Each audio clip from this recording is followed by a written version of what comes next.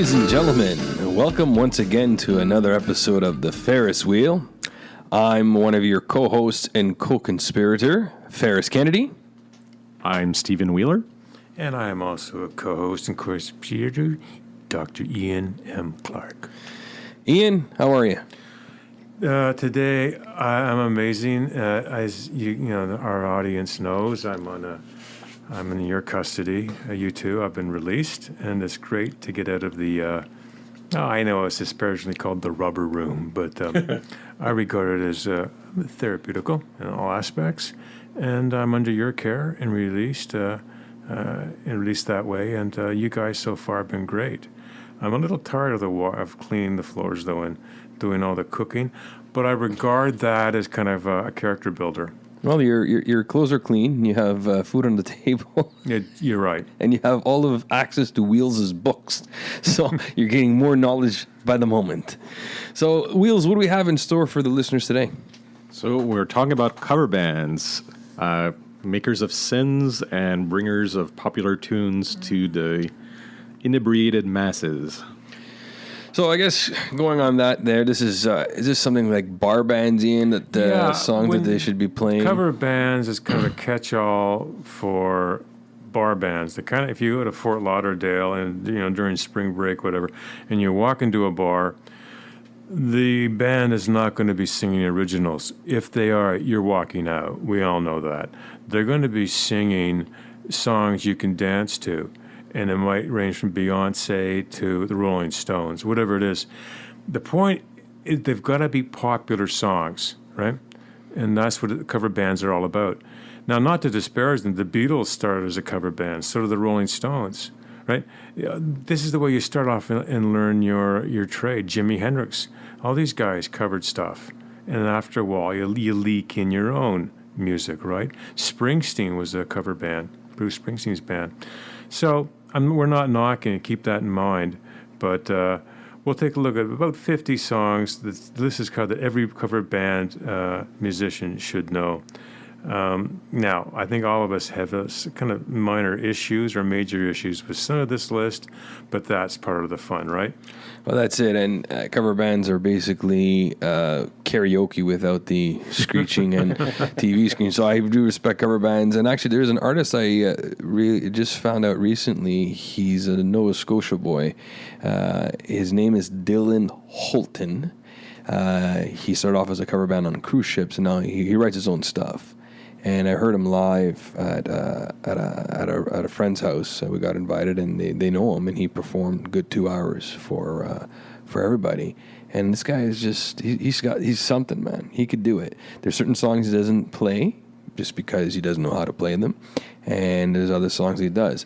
Shockingly enough, his name is Dylan Holton. Does not do any Bob Dylan songs whatsoever. So I said to him, why don't you do a Jacob Dylan song from the Wallflowers? Because he's a young guy. He just turned 31. Yeah. So he's like, oh, yeah, it's a good idea. I said, you could do Into the Mystic, considering it was written by Van Morrison, perfected by Colin James, and whatever, the Wallflowers did it. So there you go. You want to add a Jacob Dylan version to it. So one thing this list doesn't cover, there are certain bands that are known for covering a popular band. Like there's years ago, I saw a great band that covered The Doors. And of course, they come out with a Jim Morrison look-alike in leather pants. And if you weren't looking at the stage, they sound exactly like The Doors. I don't know how many times I've seen Beatles cover bands, Rolling Stone cover bands. Toronto used to have a whole bunch of them. And they're excellent. And that's the way they're making their bread. And, that's the way they're putting food on the table, is by covering a popular band. So it's not the worst thing. You learn how to play in public, and then at night is there or whatever, on the weekends you write your own stuff. Well, let's take a look here at these songs. First on the list, Man in a Box by Alice in Chains. Now, I got a big issue with this one. I don't think anybody should be doing it, to be honest. Why is that? Well, Lane Staley. It's done. Yeah. No one else could. No one has that range. Yeah, right. He belted it out. I'm sorry. There's a lot of history and a lot of story behind this box here. Or this song here, because it's about his. From what I got, it's basically based upon his addiction and his battle with depression. So you got to really be messed up to start, covering this song here. Yeah, I could sing and belt out maybe the two chorus lines, but that's about it. Everything else is, if you listen to it, it's kind of creepy, Yeah, right. eerie.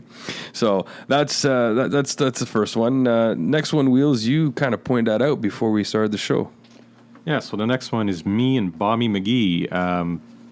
And this is, strangely enough, to a certain extent, a cover song, because it's usually associated with Janis Joplin, but it's a Chris Christopherson song.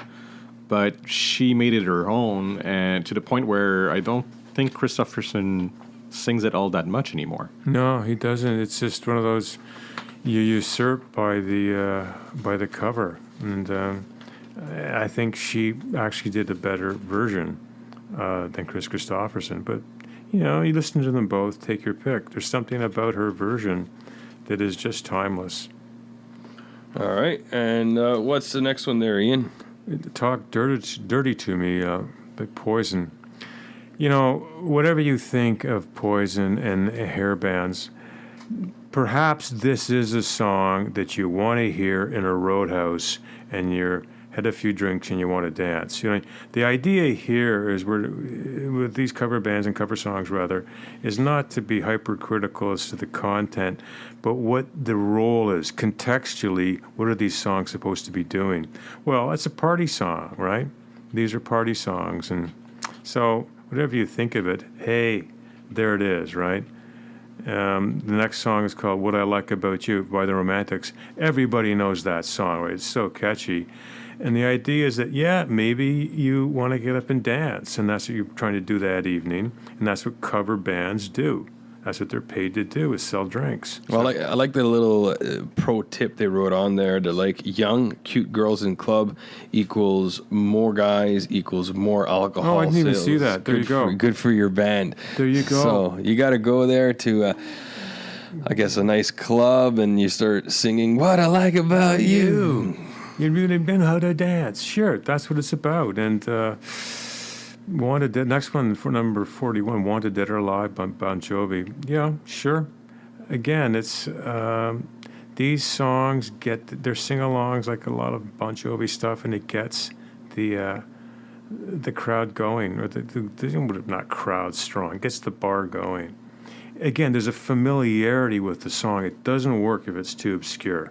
Well, they said that if your guitar string breaks, this is the best song to start playing. Next one, Wheels. So the next one is Can't Get Enough from Bad Company. Yeah, Paul Rogers, right? And it's a great hook song. And again, I don't know, it's a harder song to dance to maybe, but whatever. It is, as they say, a catchy song. And it's also a great way for your bassist to show off. Yeah, really, you're right. There's a bass solo. So the next one is The Joker by the Steve Miller Band. With Sonny Charles or without Sonny Charles? Steve Miller, yeah, that song was just basically a 3-chord song like this. Some people call me Space Cowboy. Some call me the gangster of love. That's it. It's 3 chords, and it put him on the map. Although he was around in the 60s, he had another song called Space Cowboy. But Steve Miller, The Joker, I think, is more of a folk song. So to play that as a cover, you're going to have to put some bass on it because, again, people want to dance. But it is one of those really simple, great songs, almost like a Louie Louie. Next one here we have here is Any Way You Want It by Journey. And they say that people will request Journey. It's part of the job, but you're not ready to play that song. Any Way You Want It is an acceptable alternative. So I don't know where they were going with this article here, and they put a little bit of a pro tip. Nailing the opening harmony is a must. Maybe that's part of it. So you're going to have to work on that. All right, next one, Wheels. So the next one is Here I Go Again from Whitesnake. Is that Coverdale? David Coverdale, That's it. sure. Whitesnake, a good hair band from the 80s. And yeah, a good catchy song that maybe people want to hear. You notice that this list so far is metalish. Like, Well, look at the next one. Wait, really. Get to your next thought. Pour some sugar on me, Def Leppard. Like, we're getting hairy, as they say. This list is a lot of skin-tight rubber pants and 45 pounds of hair per head. You better say like you gotta go Def Leppard. Yeah, I mean, Leppard. I don't know. These lists are the next one, Old Time Rock and Roll, which was a huge stinking hit for Bob Seger back in the day. And yeah, it is a popular song, or certainly was in bars. Everybody knows it. It starts off fast, and it's easy to dance to. And they actually make a side note that it's great for bachelorette parties. Well, because of the whole risky business thing, right? Oh, yeah, really? Go ahead, Wheels. What's the next one?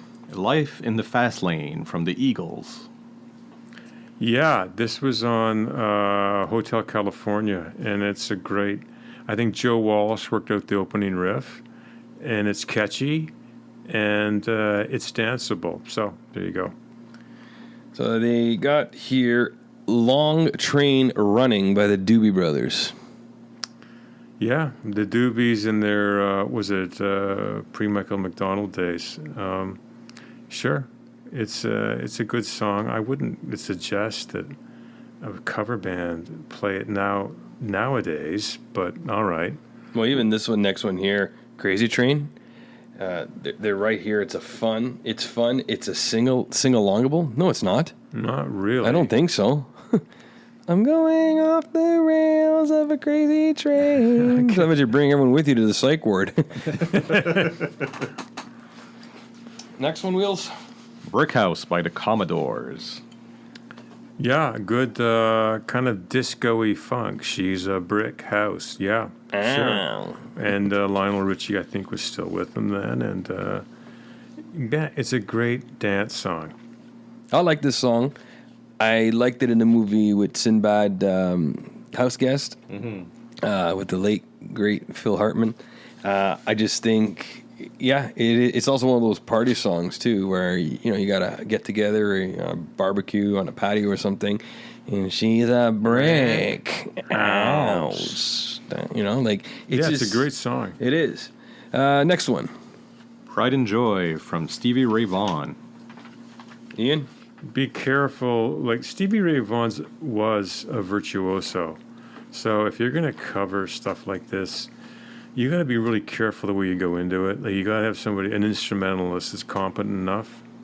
So that'd be it's like if you're going to cover, let's say, Purple Haze or whatever, you're going to have to make sure that you can pull it off, right? Foxy. Yeah, or Foxy Lady. Like, you be very, very careful. Or if you cover the Rolling Stones, especially the Rolling Stones is kind of barrel house stuff anyway, so you're probably pretty safe. But Stevie Ray Vaughan, Pride and Joy, you have to be careful the way everybody knows that he's a virtuoso and what he does in that song. So going with a warning. This next song here, I actually saw this band live, and I saw a stage collapse on them. It's sad to say, but... well, there's a bit of actually divine justice in that, but however...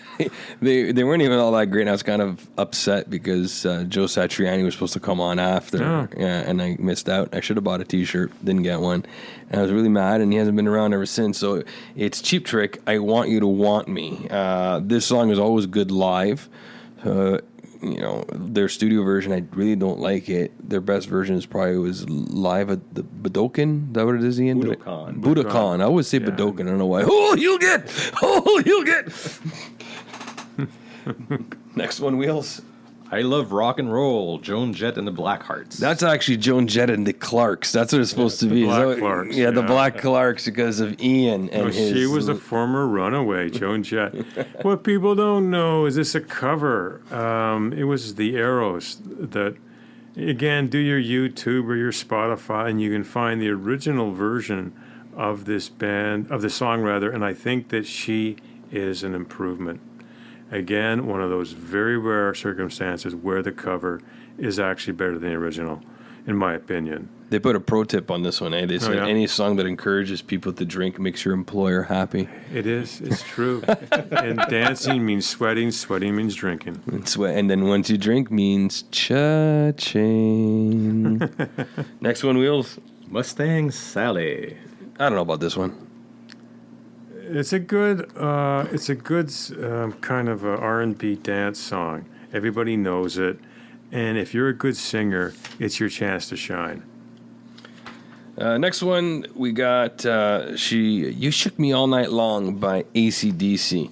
And this is actually one of those songs that, it does get everybody going. It is one of the band's biggest hits. It's performed by cover bands all over the world. It features one of the most iconic guitar solos in history of rock, so that's one of the biggest things. And it's a boasts a chorus that people can help themselves sing along with, and I'll just recite it. I'll do it in a very monotone voice. There are no videos of this song with audio lyrics, so here they are. So it says right here, she was a fast machine, she kept her motor clean, she was the best damn woman that I've ever seen. She had the slightless eyes telling me no lies, knocking me out with those American thighs. Taking more than her share, had me fighting for air. She told me to come, but I was already there. Because the walls started shaking, the earth was quaking, my mind was aching, and we were making it, and you shook me all night long. Yeah, you shook me all night long. I'm working double time on the seduction line. She's one of a kind, she's just mine, all mine. Wanted no applause, it's just another course. Made a meal out of me, and I come back for more. Had to cool me down and take another pound. Now I'm back in the ring to take another swing, 'cause the walls were shaking, the earth was quaking, my mind was aching, and we're making it. You shook me all night long, yeah, you shook me all night long. Knocked me out, I said, you shook me all night long. She's knocking me out with those American thighs. You know, Shania Twain does a cover of that. You want to talk about just a bizarre visual. Well, they even said that in '76, Tom Petty released his debut album with the Heartbreakers right before the disco music exploded, and the first single was Breakdown, and it became a top 40 hit. And they're trying to compare it to this song here that is also being played by most cover bands. Now, I've seen quite a few cover bands in my time, and I'm trying to remember the one that I saw recently in February. We went for... they were good. They had a female singer. She was awesome. She was young, too. She was... Who are they covering? They covered Beatles. They covered... BTO. They covered AC/DC.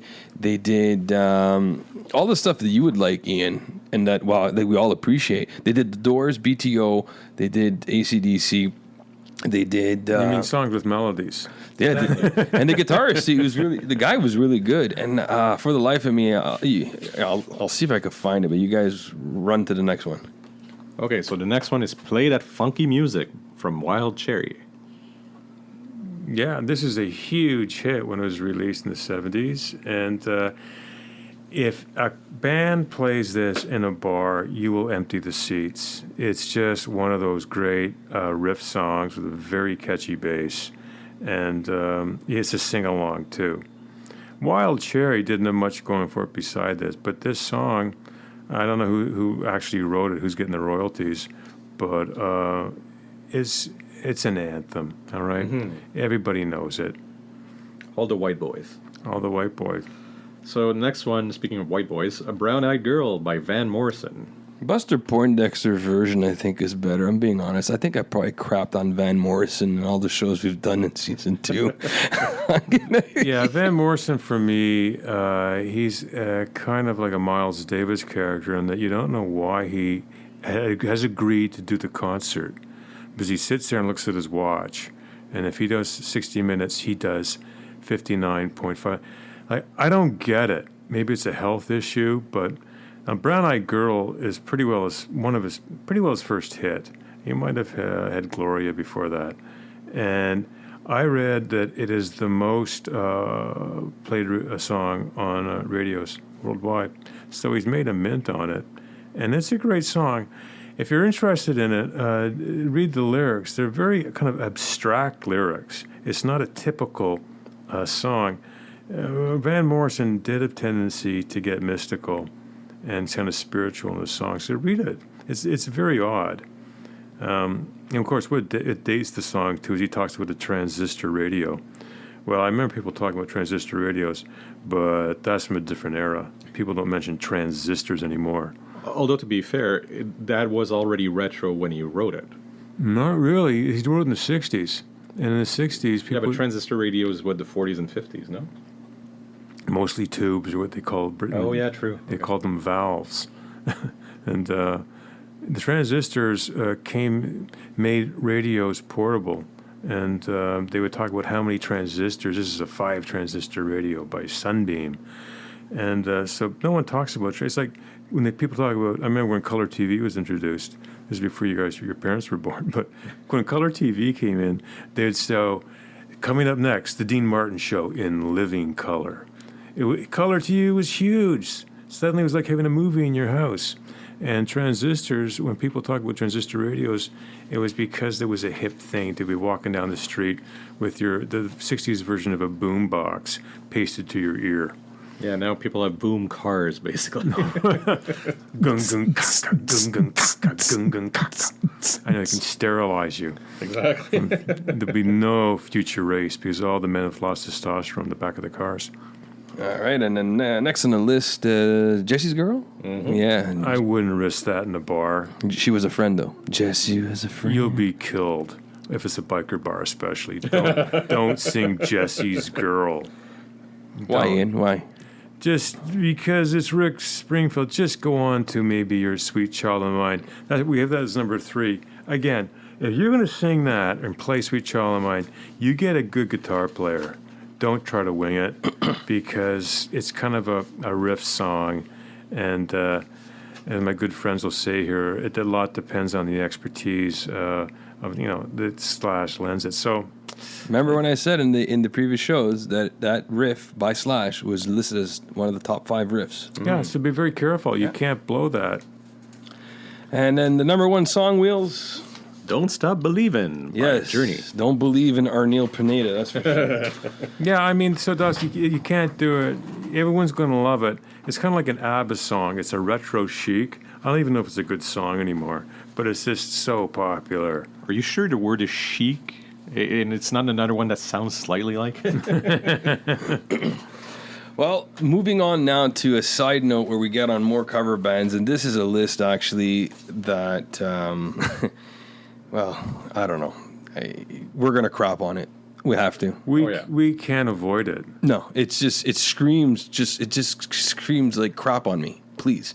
So we're going to start it off, and they titled it Top 90s Rock Songs Every Rock Cover Band Musician Should Know. Can you get a freaking longer title than that? Just say Top 90s rock songs. Boom. Yeah, should know. If they paid attention to this list, they're going to be out of business in about 5 or 6 minutes because this list is too esoteric. It's as if the writer's trying to... we won't give you actually the authorship of this, but listen, he's just trying to show these so-called well-read in rock music, because this is definitely not the best that these bands have to offer. All right, so let's start off with the first one. Wheels? Alive by Pearl Jam. Eddie Vedder classic. Song written by Vedder himself because he found out that it's based on a true story of who his real father turned out to be. It was actually, I believe, a lady friend had told him that his father's not who he thought it was. He thought it was Alice Cooper. Did you think it was Alice Cooper? Well, anyone likes the Prince of Darkness. So that's one of the songs there. And like you had clearly said, Ian, before we even turned to page 2, they even listed saying there are a handful of great Pearl Jam songs to play in a cover band. And you said they have a lot more to offer. And they do. I didn't see that note, but yeah, the Pearl Jam, I wouldn't necessarily go with that one, but okay, if you can pull it off. But again, your role is to get people dancing, and it has to be familiar. So if you're going to play, let's say, some Rolling Stones song, don't play, Monkey Man or whatever, some Stones song that not everybody knows. Play Honky Tonk Women. Next one I have here is All the Small Things by Blink-182. Really? Like, I miss old Blink-182, I'll be honest. Like, Yeah, I mean, we were listening to Dude Ranch in the car the other day with my spouse. We were listening to that, and she's like, I miss the old Blink. And I'm like, she's got a point. True, yeah. She does. but again, don't pay attention to this list. If you're a cover band, listen, you don't have to know all the small things. Pick up something like, I don't know, the Joker from Steve Miller. Pick up something beside all the small things. How about something from Sonny Charles? Yeah, he had some amazing funk stuff that he did with Rick James. We'll get to that later. All right. Next one. Ian, you want to crap on this one?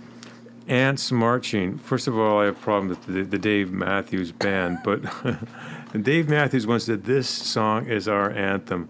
Yeah, okay, you can hang yourself on that news. Holy smokes. What the hell is that supposed to mean? I saw them live, though. Yeah, They were good. I guess. His charm's always been lost on me, but God knows I've tried. I've tried with Tom Petty. I remember him from the 70s. I just don't get Dave Matthews. You got to see him live. And it was on my Blues Fest. It cost Yeah. $80,000 to bring him there. $80,000. Yeah. So here's the list. So being fortunate enough to go early enough, and I get to the front, and having a small girlfriend, you could just shove her through all the nooks and crannies Use her as a of battering ram. That's absolutely. She's tiny and she squeezes through. And I had a friend of mine that worked security there, so it was kind of nice. So I got up front for Bryan Adams. I was super stoked. Got up front for Foo Fighters. Lucked out on Dave Matthews. So we were talking. The guy that was in front of the gate, he says, well, I said, what does it cost to get some of these bands here? He said, well, Dave Matthews costs $80,000. I said, Jesus, I said, Dave Matthews, $80,000, that's a lot of money. He says, yeah, Foo Fighters cost $65,000. I'm like, Foo Fighters, $65,000. I said, that's cheap. I go, so Bryan Adams was to give you a hometown discount. I said, because, he's Canadian. He's like, oh, no. He goes, there's a third category. I go, what's that? He goes, Living Legends. 30-plus years, internationally acclaimed. Bryan Adams costs $120,000. But yet, $120,000. God. Shawn Mendes, $80,000. The hell has he done? But it's because songs. no, he writes his own songs. He's good. But to get back to Dave Matthews Band, there was a lady. Oh, she was probably in her 60s with her husband, and she turns around and we were like super close and had a couple of pints, and she goes to me and goes, "I don't care if he's married. I don't care what people say. I would do anything to be with Dave Matthews." I'm like, okay, well, you got to choose better selection in men, number one. Yeah. I don't know why she had a crush on Dave Matthews. You got to get out more, honey. Unless she would, if she was at Foo Fighters saying, I would do anything for Taylor Hawkins. Yeah, okay, sure, why not? Young enough, good-looking guy. Chicks dig his beard and long hair. Why not? Dave Matthews. No, I mean, that's just, it brings you to do anything for Ringo Starr. What? Do you even see Dave Matthews guitarist? Yeah, He's really. like, he looks sick. He's old. Maybe she needs glasses. Maybe she's of that age. Yeah, she had glasses, Ian. That's the thing. Anyways, so so Ian's gonna dump on Dave Matthews. Well, I mean, just listen. To each his own. Let me say, in my defense, I tried. Okay. I tried. Next wheels. So, Are You Gonna Go My Way? No, no. I'm not going by your way. Lenny Kravitz. Let's skip ahead. No, It's a good. It's a good bar band song. Sure, if you can play, it's a good riff. didn't John Paul Jones do the bass on this? Oh, interesting trivia. I don't know. Did he? Yes, apparently he did. Apparently he was in the video. Good. Get him out of the house. Give him something to do. Ian, Yeah. bitch, I don't know this one. Meredith Brooks. How could this even be a song? Like another Pearl Jam song. I don't know this. Angry Chick Rock. Yeah, from the 90s. Okay, well, I do know that. There was a lot of Angry Chick Rock in the 90s. I didn't know there was actually a category. Interesting. But yeah, Ilana Morissette, sure. I mean, a lot of angry stuff came out of the 90s for women. And I don't know the forces behind it, sure. But I do not know this particular song. Maybe the STDs from the hair metal bands of the 80s. Yeah, but this is a very angry song. It is, yeah. And Ian, is it true that you had a thing with Alana Miles? Yeah, that goes way back. She's from Toronto, and I helped her write this song called, I think it's called Black Velvet. It's obscure for me. It was based on a whiskey we were drinking at the time. And she had a big hit with it. and then she vanished. And the last I heard, she's working at Starbucks. But you know, that's what happens in the rock and roll business. You have to keep cranking the hits. So if you're a female rock star and you date Ian Clark, your career is going to be short-lived after. Yeah, it's like the Rolling Stones. It's a way of life. I just became a way of life. And Okay. Next, Wheels. Bulls on Parade from Rage Against the Machine. I got a problem with that one. well, my problem is the original name of this band was apparently Rage Against Martin Sheen. Yes, it was actually. Yeah, and they changed it because he didn't like it. They're very angry. Zach De La Roca is very political, anti-government, anarchist. These people are just they're just angry. They're angry about something. I think, to me, they're left-wing socialists that don't want to pay any taxes. No, if you're a left-wing socialist, you want to pay taxes. That's the difference. Oh, so sorry. It's just the right-wing conservatives that want to save money as much as possible. Exactly. All right, Dr. Clark, take it The away. next one is called Creep, because I'm a creep. Because I'm a weirdo. What the hell am I doing here? I don't belong here. I mean, just for the chord progression alone, I love that song. Would I sing that in a bar? Well, No. I just think that if people want to dance, and a guy gets up there, because I'm a weirdo. I just don't think it's a bar song that way. Maybe I a think coffee house song? Pardon me? Maybe a coffee house song? Yeah, it's like a coffee house from the 60s. You can see like the Love and Spoonful singing that or something. But I just don't see it. It's a great song, been covered about 7,000 times, but I don't see it as a bar song. No, I see it more if you were like arrested for voyeurism. I think it's video. Next one, Wheels. Enter Sandman by Metallica. All right. You gotta really know how to play it. I'm sorry, yeah. you can't It's just a wing riff it. song, It's a sure. riff song. Oh God, I have an issue with the next three. Yeah, Ian. Yeah, well, better than Ezra. Is it Live or Live? I Alone? Live. And then, of course, Eve 6, Inside Out. From a macro view, I don't think they're well known enough that the bar owner is going to be happy with you. To put it, that we're in a commercial situation here. This is a cover in some roadhouse where it's totally commercial. It's to sell booze, really. And the way you do that is get the people dancing. I just don't think they're immediately well known enough to get people up. No, I might be wrong, but to get them off the floor compared to some other great stuff, dance stuff you could be doing. Like play that funky music or what have you. Well, yeah, because they got Good, Better Than Ezra, I Alone by Live, and then Inside Out by Eve 6. Now, the next song is one of my favorite STP songs, and that's Interstate Love Song. And this one here is actually pretty well, it starts off mellow, and then it goes heavy, and it goes back to mellow. This is a good song that, if you ever retire, this is when they do a nice little montage video of your career, this is perfect. I could be totally off with the way I have the meaning of this song, okay? But it's kind of Good Riddance by Green Day, Kind of, yeah. All right, next one. So, Just a Girl from No Doubt, which was a really bizarre time in music in the 90s. Huge. Gwen Stefani, yeah. I could never figure if No Doubt was actually a band or kind of a backup band for Gwen. It's California move, man. It's a California thing.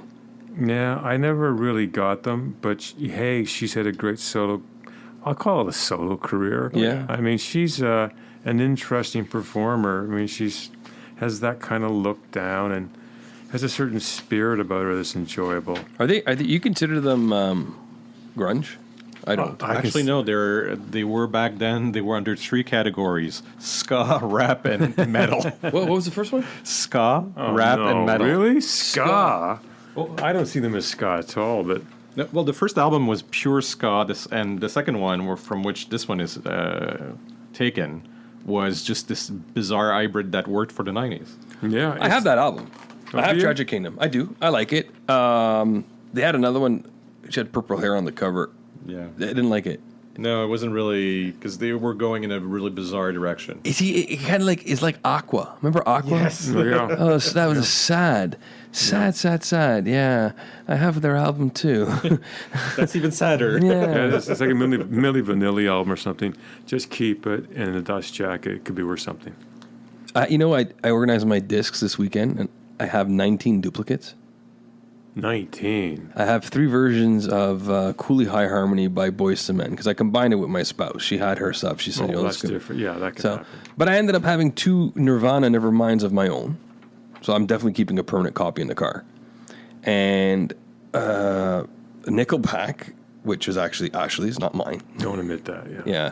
Yeah. Thornley, again, another Ashley band. And then Sky, here's a Canadian content, guys, I'm giving you. Wow. Sky from Montreal, which is Antoine and James. And a little tidbit of trivia, Antoine still stayed with Sky, but he just did more of the producing when they brought in the girl, Julie something, I forget her name. And I thought it was a pretty good combination. I don't know where I'm going with this. But anyways, because I organized my CDs, and yes, Aqua fit next to ABBA. And there's ABBA, Ace of Base, Aqua. So I'm going to take credit that Ace of Base is mine. I don't care, because the ABBA is Ashley's. Ace of Base. Although ABBA, Aqua, and what was the other one? Ace of Base. They're basically all the same band. Yeah, they are. They all sound exactly the same. Well, they're two are Scandinavian, right? Exactly. And the Aqua album, I'll just blame that it was my cat's album. Well, actually, that's what Ed the Sock used to say about Ace of Base. He said it's basically ABBA for the 90s. Yeah, he it is. nailed it. It's true. Yeah, it is. No, they are. They are. Yeah. And isn't one of them a child? No, I'm serious.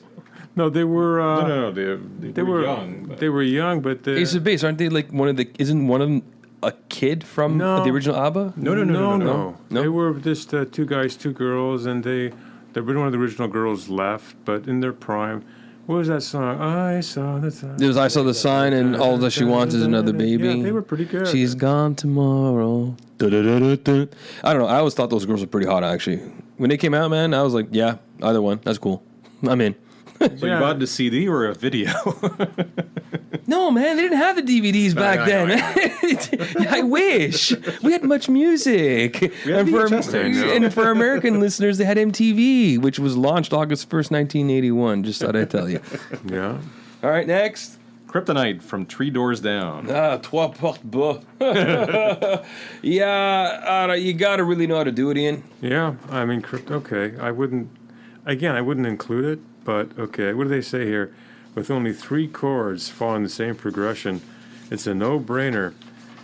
Yeah, well, it's okay. Cover bands, you can do it 2 ways. You can do your interpretation, or you can sound as much as you try to sound rather as much as you can like the original. So it depends on how you want to handle it. All right. Depends how late in the night it is. Well, the next one they gave is Low by Cracker.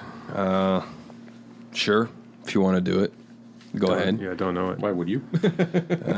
Next one, you gotta Man in the Box. You can't. That's where it's like when they have to take their break, and they have the DJ come on and play the original. No. It's musical suicide, basically. It is. What do you got there? What's the next one, there, Wheels? Mr. Jones from Counting Crows, which is probably the only song that anybody knows from the Counting Crows anymore. No, man, they got a few of them. They got Perfect Blue Buildings. They got Ring King, Omaha, Long December. What's the other one there? Big Yellow Taxi. The Joni Mitchell. Yeah, Joni Mitchell remake with Vanessa Carlton. Then she goes bop bop bop bop bop. Big Yellow Taxi took my what is it? But it doesn't beat Mr. Jones. Oh, that is killer. That song. That's the best, man. Yeah. Next. No Rain from Blind Melon. Shannon Hoon, Gone Too Blind Soon. Lemon. No, Melon. Lemon. I'm kidding. They wrote Lemon. It's Blind Melon. This list is messed up. Literally, they actually wrote Blind Lemon. I know. That is so stupid. It's Melon. They probably maybe it is. Well, there was an old blues singer, Brian Jefferson Lemon, Blind Lemon Jefferson. Yeah, whoever wrote it was thinking of something else. All right, what's the next one? Plush from Stone Temple Pilots. Yeah, you could do Sure. it. It's a good song. The acoustic version that they released is, I think, probably better than the live. I always like the acoustic stuff. Look at the interesting notes, songs in 7/4 time. Well, listen, for dance ability, you might want to pump it into 4/4. 7 beats to the bar. I don't know. Next one. Santeria from Sublime. I don't practice Santeria. I ain't got no crystal ball. If I had $1 million, If I had $1 million, I would spend it all. Yeah, but you're going out BNL now. You're going beer. Yeah. Had to do it. Yeah. Next. Semi-Charmed Life from Third Eye Blind. Nah, forget it. Not gonna happen. Yeah, really. They're out. Shine by Collective Soul. That was actually, funny enough, their album Hints, Allegations, and Things Left Unsaid was supposed to be a demo album. And when they brought it in for the demo, the guy or whoever their producer was liked it and released it as their initial album. I saw them open up for Aerosmith in 1994 at the X. Why is there a big moment of silence here? Like, you guys should be like, We're taking it in. Yeah, you better be taking it in. It was Eat the Rich tour with Steven Tyler, and as we spoke a couple of shows in the previous show, Ian had said that, the whole Run DMC thing, right? With that, Yeah. and you're like, well, they weren't all that good, and they were they needed to be revived. Yeah, that was a tough time for the band. All right, next. Smells Like Teen Spirit from Nirvana. Yeah, number one song, man. I love this song. VH1 said it was probably in the one of the top rock songs out there in 2007 when they did their survey. You got to know how to do it. Yeah, Oh, it's, yeah. it's not a hard song to play. A lot of guys kind of sound like Cobain. So, yeah, it's a good bar song. This one here is actually interesting. Tool. I like Tool, actually. They got some pretty good hits. Sober by Tool. I don't know. It's Yeah, I wouldn't have chosen it, but No. yeah, it's there. Four Non-Blondes, the What's Up. Well, that's all they got. Exactly. Yeah. That's what's up. Yeah, that's what's up. Next one, Wheels. Wonderwall from Oasis. And that's pretty well the one that Yeah. made it. The Inherent Danger, I would call that a producer's song. There's a lot going on with that song. To sing it in the bar, it's not like singing I'm the Walrus, but it's not that far off. You got to be careful. Well, to a certain extent, it's a cover song. Like, it's a Beatles cover song to Yeah, a certain really. extent. Is it? You think it's a Beatles cover No, song? super, sound like- super Beatles-ish. Like, there's certain things the Beatles did. I'll give you one brief example. This is a typical Beatles type of structure. They'll sing like this. They call it going from a major to a minor. For your listeners, I'll just so you know that Dr. Clark is a left-handed genius. No, I'm just my homage to McCartney. So the Beatles will go something like this. Whatever. They'll go from major to minor. And a lot of the Oasis stuff, they'll do those kind of Beatle chords. I'll give you a fast example. This is John Lennon sing. I won't sing it, but this is chord progression for Free as a Bird.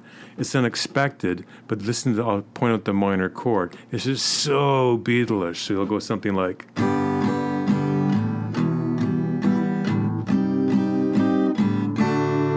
So you have two minors in a row there.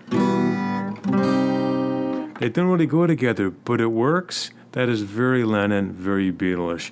And a lot of the Oasis stuff kind of uses the same type of progressions. So when you hear them, you get this kind of Fab Four vibe. And of course, we learn later that it was planned that way. They love the Beatles. So there you go. Well, that's the thing with Oasis, the two Gallagher brothers, Liam and Noel. We saw, who's the crazy one? I think they're both crazy. They're both really. nuts, I think. Yeah, but I think it's Liam. Yeah, I saw Liam's Noel the guy. Yeah, craziest one. yeah, I saw. They're twins, so it's hard to decide who's who. I saw Noel, and actually, it's nice to know that they have the rights of the songs, that he was able to play all the Oasis songs. So he did his stuff that Noel Gallagher does with his solo stuff, but he did a lot of Oasis songs. So Champagne Supernova, Yeah. Don't Look Back in Anger, and you come to think of it, when they came out in the '90s, their videos and the way they looked, they were emulating the John Lennon look, right? Yeah, they had the square glasses. Yeah. They had bangs. You know, Yeah. then that's the thing. No one really actually emulates Paul McCartney. You can't, because he was cute as a bug and a big mop top. But Lennon, you could he was edgy, and a few guys have tried to do that look with the glasses and kind of the razor face. And Lennon had a particular way of talking. A lot of guys really based their careers on that kind of look. But there is a certain way to write a Beatles song. You know, as George Harrison said when he heard the playback of "Free as a Bird," it sounds like the Beatles.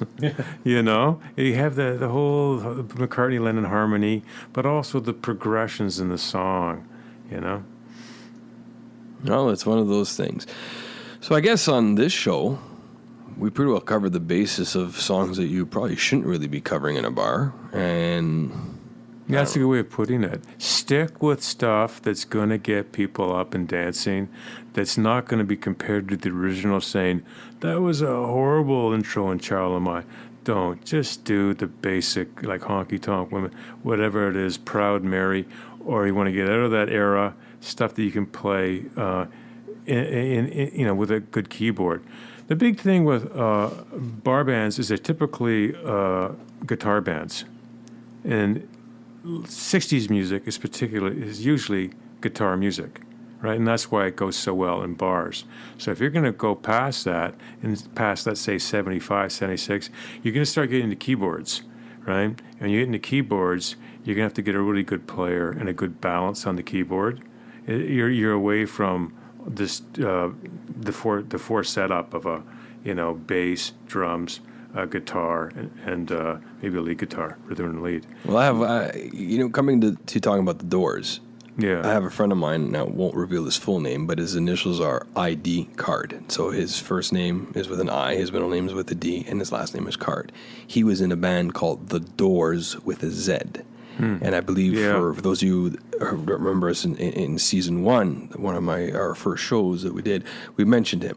And he didn't really look like Ray. What was his name? Manzarek? Yeah, he didn't really look like him, but he kind of had the hair slicked back and the wing tips going, and with the sweat and the lights beaming on him. And I have his number. I should probably give him a call, and maybe we should all get together, the four of us, and have a good chat. But he was and his lead singer, his name was Al, literally looked like friggin' Jim. It was retarded. But you can just call him Al. But Paul Simon and Chevy Chase. You could call me Al. You can call me Al. Yeah. Yeah. Man walks down the street. He's an ordinary man. He looks at the buildings. He doesn't know what he's doing. Yeah. I love that song, actually. He calls Uber. He gets in. So I guess on this pearl of wisdom, I'm going to sign off. So I'm Ferris Kennedy. I'm Stephen Wheeler. And I'm Dr. Ian Clark. Thank you for listening, and we'll be back real soon. Drive safely.